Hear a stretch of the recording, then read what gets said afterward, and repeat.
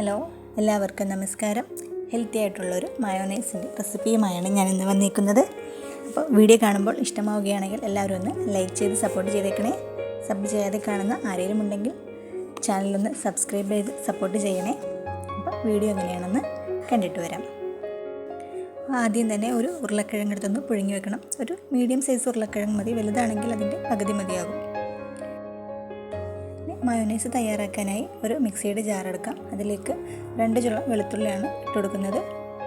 കൂടാതെ അതിനോടൊപ്പം തന്നെ നേരത്തെ പുഴുങ്ങി വെച്ച ഉരുളക്കിഴങ്ങും കൂടി ഇട്ട് കൊടുക്കാം. ഒരു 1/4 ടീസ്പൂൺ ഉപ്പും കൂടി ചേർത്ത് കൊടുക്കാം.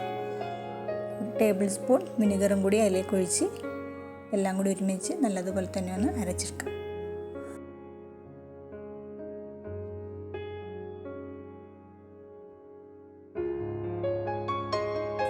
നന്നായി തന്നെ ഇതിൽ അരച്ചെടുത്തിട്ടുണ്ട്. ഇനി ഇതിലേക്ക് പാലൊഴിച്ച് കൊടുക്കാം. 150 ml അളവിലാണ് ഞാൻ പാൽ ഒഴിച്ച് കൊടുക്കുന്നത്. പാലും കൂടി ഒഴിച്ച് നല്ലതുപോലെ തന്നെ അരച്ചെടുത്തിട്ട് വരാം.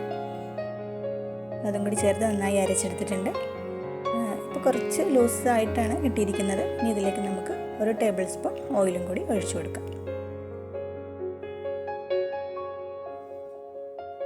1 ടേബിൾ സ്പൂൺ ഓയിൽ മാത്രമാണ് ഇപ്പോൾ ഒഴിച്ചു കൊടുക്കുന്നത്. ഇത് ചേർത്ത് നന്നായി അരച്ചെടുത്തിട്ട് നോക്കാം. ഇനി ലൂസായിട്ട് തന്നെയാണ് കിട്ടുന്നതെങ്കിൽ 1 ടേബിൾ സ്പൂണും കൂടി ഒഴിച്ചു കൊടുത്തിട്ട് ഒന്ന് അരച്ചെടുത്താൽ മതിയാകും. അപ്പോൾ ഞാനിപ്പോൾ അരച്ചെടുത്തിട്ടുണ്ട്. അപ്പോൾ പാകത്തിനുള്ള ഒരു കട്ടിയായി എനിക്ക് കിട്ടിയിട്ടുണ്ട്. നിങ്ങളത് ചെയ്യുമ്പോൾ ലൂസായിട്ടാണ് കിട്ടുന്നതെങ്കിൽ കുറച്ചും കൂടി ഓയിൽ ഒഴിച്ചെടുത്ത് അടിച്ചു കൊടുത്താൽ മതിയാകും. അപ്പോൾ ഇത്രയേ ഉള്ളൂ. നല്ല കട്ടിയായി തന്നെ മയോണൈസ് ഇവിടെ റെഡി ആയിട്ടുണ്ട്. നിങ്ങളും ഇതൊന്ന് ട്രൈ ചെയ്ത് നോക്കണം. ഒരുപാട് ഓയിലൊന്നും ഇല്ലാത്ത നല്ലൊരു ഹെൽത്തി ആയിട്ടുള്ളൊരു മയോണൈസ് തന്നെയാണത്.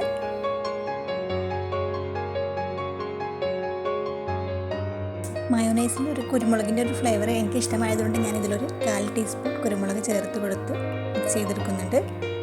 ഇത് വേണമെന്നില്ല, സ്കിപ്പ് ചെയ്തെടുക്കാം. നിങ്ങൾക്ക് ഇഷ്ടമുണ്ടെങ്കിൽ മാത്രം ഇത് ചേർത്ത് കൊടുത്താൽ മതിയാകും. എൻ്റെ വീഡിയോ ഇഷ്ടമായിട്ടുണ്ടെങ്കിൽ എല്ലാവരും ഒന്ന് ലൈക്ക് ചെയ്ത് സപ്പോർട്ട് ചെയ്തേക്കണേ.